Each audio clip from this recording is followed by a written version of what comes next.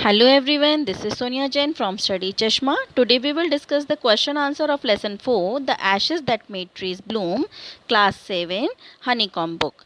तो चलिए question answers करने से पहले मैं आपको बता दूं कि इसकी एक्सप्लेनेशन वीडियो मैंने अपलोड कर दी है। In fact first second third chapter की भी explanation video and question answers मैंने अपलोड कर दिए हैं। आप चैनल की प्लेलिस्ट में देख सकते हैं, नहीं तो लिंक आपको डिस्क्रिप्शन बॉक्स में मिल जाएगा। तो चलिए स्टार्ट करते हैं। First question is why did the neighbours kill the dog.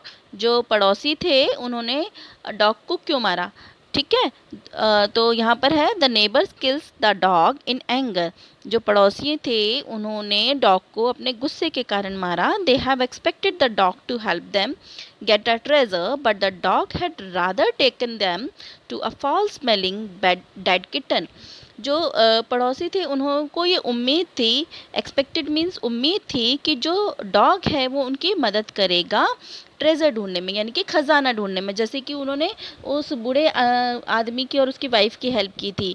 लेकिन जो डॉग था वो उसने क्या किया, उनको एक मरे हुए बिल्ली के बच्चे के पास मतलब वहाँ ले गया जहाँ से बहुत गंदी स्मेल आ रही थी। ठीक है, नेक्स्ट क्वेश्चन है मार्क द राइट आइटम। यहाँ पर आपको जो सही है उनके आगे राइट लगाना है, जो ऑप्शंस आपको ठीक नज़र आए। फर्स्ट है the old farmer and his wife love the dog. जो ओल्ड फार्मर था और उसकी वाइफ थी वो डॉग को बहुत प्यार करते थे। क्यों? Because it help them in their day to day work, क्योंकि वो उसकी डेली मदद करता था डॉग उन दोनों की। या सेकंड है as if it was their own baby, वो उसे अपने बेबी की तरह मानते थे। Third, as it they were kind to all living beings, क्योंकि वो सभी लिविंग बींग्स के लिए दयालु थे। तो क्या ऑप्शन है इसका सही? क्योंकि वो उसे उस डॉग को अपने बेबी की तरह मानते थे, तो इसका बी आंसर होगा। ठीक है, नेक्स्ट है when the old couple became rich. जब बूढ़े जो कपल था वो अमीर हो गया था, रिच मीन्स अमीर, they gave the dog better food. जब अमीर हो गया था तब उन्होंने अच्छा खाना देना शुरू कर दिया था डॉग को। सेकंड है invited their greedy neighbours to a feast. उन्होंने अपने जो लालची नेबर थे उनको खाने पे दावत पे बुलाया था। थर्ड है lived comfortably and were generous towards their poor neighbours. और अच्छे से रह रहे थे, कंफर्टेबल लाइफ जी रहे थे, और साथ में अपने गरीब जो पड़ोसी हैं उनके साथ भी मतलब जनरस थे, मतलब सही थे, और उन मतलब अच्छा हेल्पिंग थे नेचर, ये समझ सकते हैं। तो क्या था इसका आंसर, क्या आएगा? Lived comfortably and were generous toward their poor neighbours. Third है the greedy couple borrowed the mill and the mortar to make. जो लालची कपल था उन्होंने मिल एंड मोटर, मतलब मिल और मोटर क्या था, ओखली, ठीक है, ओखली और मूसल होता है ना, और चक्की, ये क्यों लिया था, क्यों उधार लिया था उनसे, फार्मर से, बूढ़े फार्मर से? राइस पेस्ट्री और बीन सॉस बनाने के लिए, मैजिक कैश, और क्या कहते हैं जो मैजिक जादुई राख है उसको उसको हासिल करने के लिए, या अ पाइल ऑफ गोल्ड, या गोल्ड का पाने के लिए। तो उन्होंने किस लिए किया था? ताकि उन्हें गोल्ड मिल जाए। ठीक है, इसके बाद है question the old farmer is a kind person, what evidence of his kindness do you find in the first two paragraph.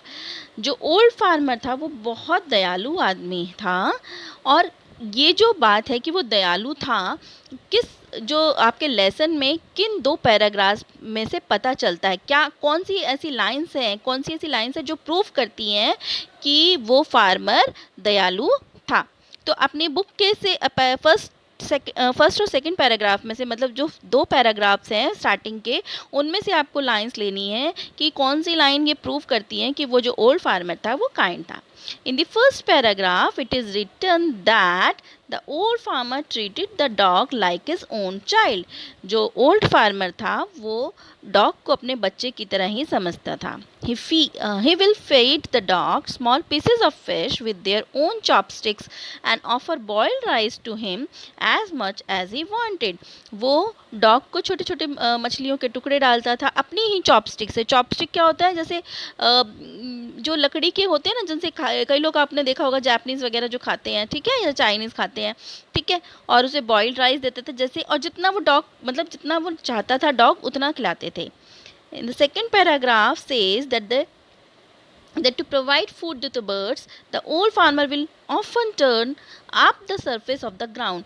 जो सेकंड पैराग्राफ में लिखा है, जब वो जाता था फार्मर तो क्या होता था, वो जो मिट्टी होती थी मिट्टी को पलट देता था, ताकि जो मिट्टी के अंदर जो कीड़े होते हैं वो कीड़े ऊपर को हो जाएगा। जब नीचे की मिट्टी को पलट देगा तो वो कीड़े ऊपर आ जाएंगे और जो बर्ड्स हैं उन्हें खाकर अपना पेट भर पाएंगे। So both these instances prove that the old man was a kind person. तो इससे पता चलता है कि जो ओल्ड मैन था वो बहुत काइंड था। नेक्स्ट क्वेश्चन है, what did the dog do to let the farmer to the hidden gold. Dog ने क्या किया, फार्मर को मतलब कैसे बताया, अब छिपे हुए सोने छिपा हुआ जो सोना था उसको बताया कैसे, डॉग ने फार्मर को कैसे बताया। The dog came running towards the farmer. Dog जो है अब फार्मर के पास दौड़ता हुआ आया। It kept his pause against his leg and with its head it kept on directing towards a spot behind him. उसने क्या किया, अपने पॉज यानी कि पंजे को उसके पैरों में, फार्मर के पैरों के पास रख दिया और अपना जो सर है ना वो उस डायरेक्शन की तरफ घुमाने लगा, मतलब पीछे की तरफ घुमाने लगा। जैसे डॉग्स नॉर्मली अगर आपने देखा हो तो अपना सर ऐसे ऐसे करके हिला के दिखाते हैं, मतलब पंजा गड़ा के, मतलब कोई उसको इशारा दे रहा था। The old man initially ignore the dog. Starting में तो डॉग को इग्नोर कर दिया ओल्ड मैन ने, मतलब इग्नोर करना मतलब ध्यान नहीं देना, तो ध्यान नहीं दिया। But it kept on whining and running to and fro from until the farmer followed it to the spot. पर ये लगातार होता रहा, वो इधर उधर दौड़ता रहा, उसका ध्यान अपनी तरफ मतलब खींचने लगा, जब तक कि फार्मर उसके पीछे पीछे चलने नहीं लगा। क्वेश्चन नंबर 3 है, how did the spirit of the dog help the farmer first. जो डॉग की आत्मा थी, स्पिरिट थी, उसने फार्मर की कैसे मदद की थी फर्स्ट, पहली बार, एंड फिर उसके बाद है सेकेंड टाइम उसकी कैसे मदद की।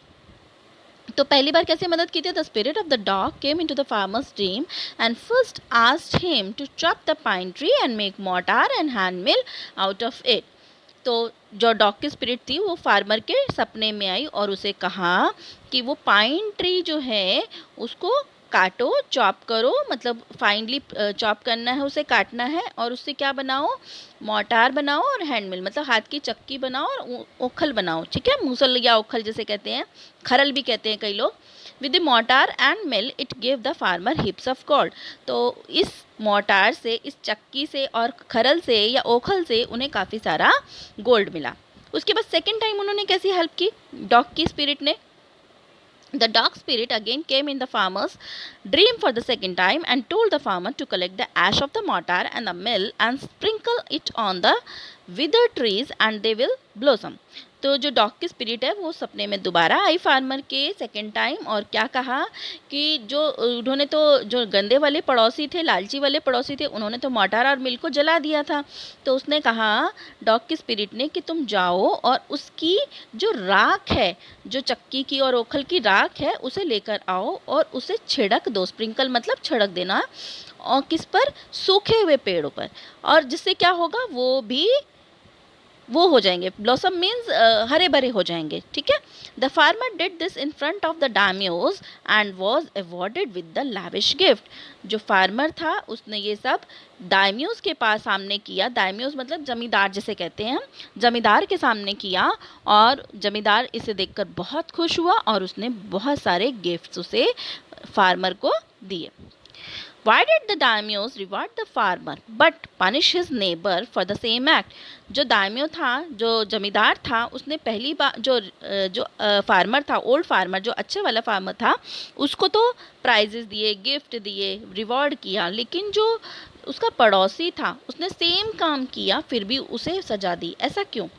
The farmer had sprinkled the ash over the withered cherry tree and it blossom. जो फार्मर था उसने जो राख थी मोटार और मिल की, उसने क्या किया, उस राख को सूखे हुए चेरी ट्री पर छिड़क दिया और उससे क्या हो गया, वो हरा भरा हो गया, मतलब उसमें फ्लावर्स वगैरह खिलने लग गए थे एकदम तभी की तभी। तो the daimyo was pleased seeing the miracle and he rewarded the farmer. तो जो जमींदार था वो इसको देखकर बहुत खुश हुआ, इस चमत्कार को देखकर, और उसने फार्मर को रिवार्ड किया। His neighbor poured the ash over the cherry tree, but nothing happened to the tree. और जो उसका पड़ोसी था लालची वाला, उसने भी यही किया, उसने वो राख ली और वो चेरी ट्री पर छिड़का, पर कुछ नहीं हुआ।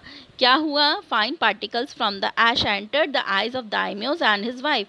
जो राख के जो ऐश वो होते हैं ना, छोटे छोटे धूल के कण जो होते हैं, वो दाइम्योस और उसकी वाइफ की आंखों में आ गए। And they began to sneeze and cough, और वो छींकने और खांसने लगे। They spoiled the splendor of procession and so the neighbor was punished by man of the landlord। तो जो इन्होंने किया, तो डायमियोस की जब आंखों में ये आने लगी, मतलब छींकने लगा और खांसी होने लगी, तो जो उसका सारा जुलूस जो था, प्रोसेशन मीन्स जुलूस जो था, वो इस नेबर ने, लालची पड़ोसी ने ख़राब कर दिया था। स्पॉइल्ड मीन्स ख़राब कर दिया था।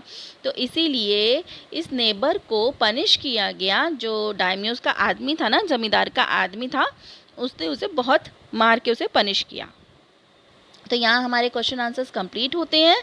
नेक्स्ट वीडियो में नेक्स्ट लेसन के साथ मिलेंगे। So stay tune for more videos. Till then, bye bye.